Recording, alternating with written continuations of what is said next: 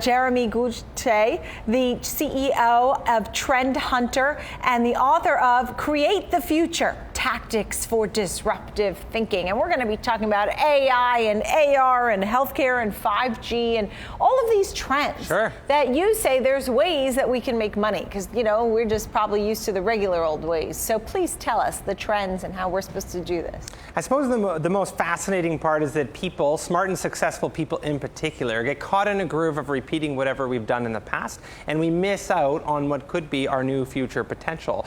The trend is your friend, and that's our one clue to try and predict where the future is going.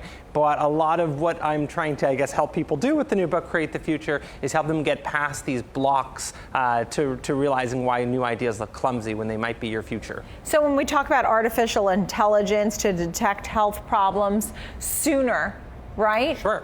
When you talk about technology, this is the wave of the future. How are we supposed to use that in our portfolio? Right now, people look at the word artificial intelligence and it sounds like this almost made-up techie concept when we realize it's what is already implemented in your news feed, your friend feed, in so much of our daily life. And we only call it AI when it's actually new. But the truth is we're realizing we're entering an era where the pace of human potential is about to become not so human at all. And in almost any field where technology is leveraging AI, we're going to see disproportionate gains and returns over time. So you're saying that we should get into these sort of out of this world ideas, that they seem a little foreign at the moment, but it's the wave of the future. I think it's trying to understand where people are going and changing your lens as an investor to be able to look more discerningly at these new ideas and recognize that the things that will change our world are often awkward or clumsy in the beginning. So it's trying to up your own skill set at how you interpret a trend or a new idea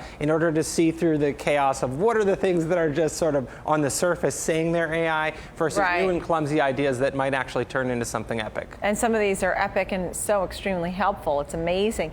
Tell me about 5G, which is supposed to really change the world. Well, 5G is another example of something where when people first look at it, they think, wow, do I really need my phone to be 40 times faster? I seem to be able to download fast enough already. But the simplicity of it is having that much more bandwidth changes how businesses can communicate, changes how much information can actually be shared within your home. And when you have something like an awkward little in-home speaker that's currently not always recognizing the song you want to play, it seems like this thing's not working yet. But when you start putting a lot more bandwidth into your house and accelerating where these technologies are going, you actually get to a smart home or era of the future that will actually change how you live. So we think about the brain-computer interface, products that can be controlled with one's thoughts. Wild. Tell me more about that. But we already have the technology to read the inner voice in your mind. 10 and 20 years ago, we have experiments with thought-controlled video games, thought-controlled wheelchairs, thought-controlled robots. Now we've reached the point where if you look on YouTube, you can find kids around the world that are putting together thought-controlled VR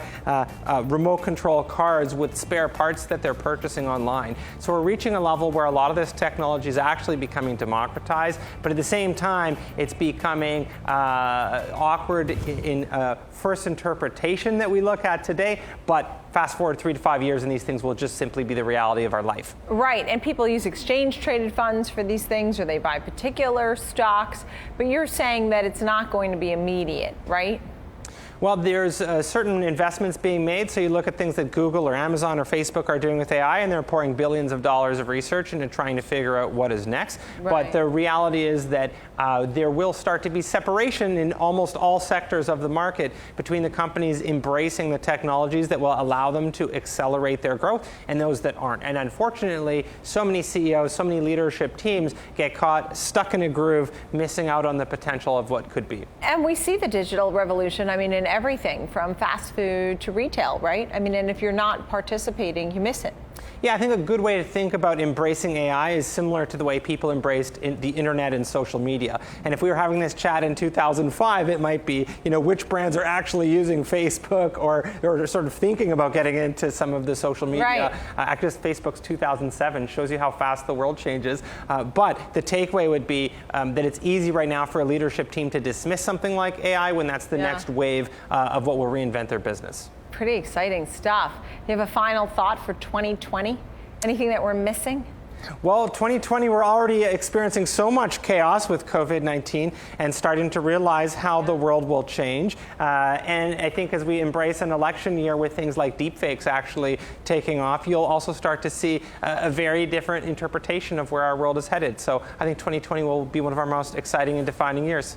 It's great to see you. Jeremy Gutsche, it's great to see you, CEO of Trend Hunter and the author of Create the Future, Tactics for Disruptive Thinking is the name of his book.